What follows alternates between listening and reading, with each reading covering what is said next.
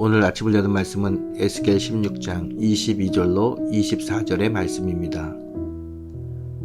어렸을 때 벌거벗은 몸이었으며 피투성이가 되어서 발짓하던 것을 기억하지 아니하고 내가 모든 가증한 일과 음란을 행하였느니라. 주 여호와의 말씀이니라. 너는 화 있을진저 내가 모든 악을 행한 후에 너를 위하여 누각을 건축하며 모든 거리에 높은 대를 쌓았도다. 에스겔은 바벨론으로부터 여전히 이스라엘 땅에 살고 있는 하나님의 백성들에게 말씀을 선포하고 있습니다. 16장에서 에스겔은 만약 이스라엘이 계속 죄를 회개하지 않는다면 받게 될 하나님의 임박한 심판을 경고하고 있습니다. 에스겔은 이스라엘을 가엾게 버려진 아이로 묘사하고 있습니다. 이스라엘은 그 누구의 사랑도 받지 못하고 주위 사람들에게 경멸을 받는 존재였습니다. 4절부터 5절의 말씀입니다. 내가 난 것을 말하건대 내가 날 때 내 배꼽줄을 자르지 아니하였고 너를 물로 씻어 정결하게 하지 아니하였고 내게 소금을 뿌리지 아니하였고 너를 강보로 싸지도 아니하였나니 아무도 너를 돌보아 이 중에 한 가지라도 내게 행하여 너를 불쌍히 여긴 자가 없었으므로 내가 나던 날에 내 몸이 천하게 여겨져 내가 들에 버려졌느니라. 이것은 이스라엘이 애굽에서 고난을 받고 노예로 지내다가 한 국가를 이루는 역사를 이야기하고 있습니다. 그러나 그때, 즉 이스라엘이 애굽에서 고난당할 때 하나님께서 그들의 곁으로 지나가셨다고 말씀합니다. 그리고 이스라엘에게 긍휼을 베푸셔서 그들을 구원하셨습니다. 이것이 출애굽기의 내용입니다. 그로부터 이스라엘은 자유국이 되었으며 점점 번성해 가기 시작했습니다. 인간적으로 표현하자면 하나님은 이스라엘과 사랑에 빠지셨고 그 결과 시내산에서 결혼식을 하게 됐다고 말할 수 있을 것입니다. 8절의 말씀입니다.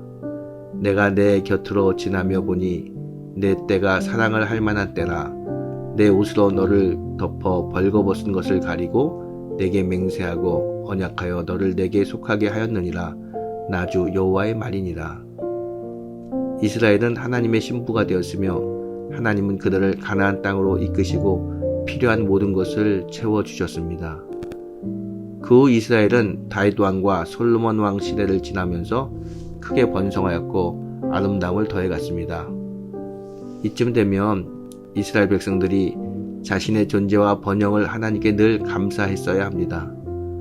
그러나 이스라엘은 자신의 아름다움을 하나님이 아닌 다른 남자들에게 보이기 시작해서 결국은 창녀로 전락하고 말았습니다.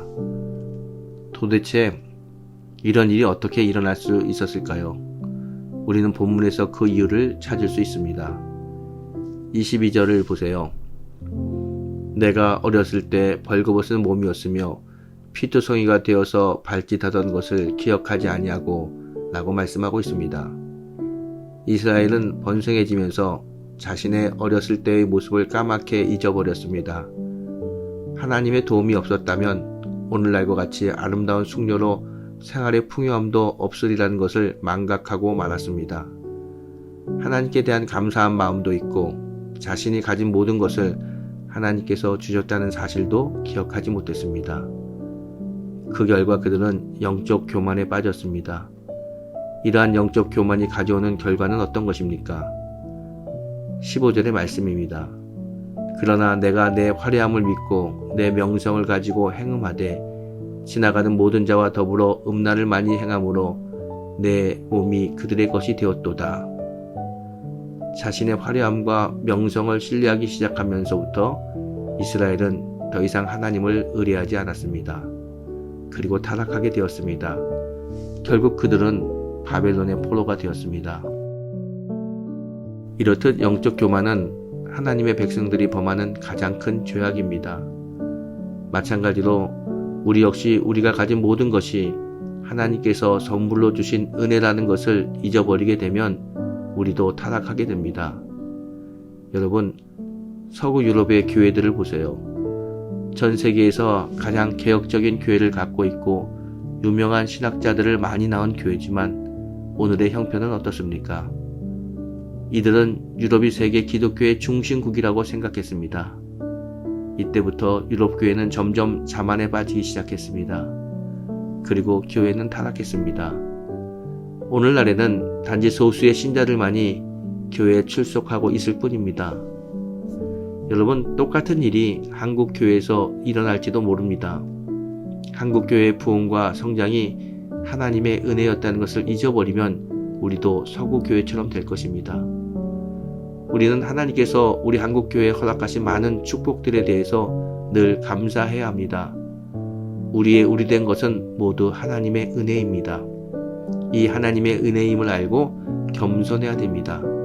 그러면 하나님께서 우리에게 더 큰 사랑과 은혜를 베푸실 것입니다. 항상 겸손한 마음으로 하나님을 섬기는 귀한 성도가 되시기를 주의 이름으로 축원합니다.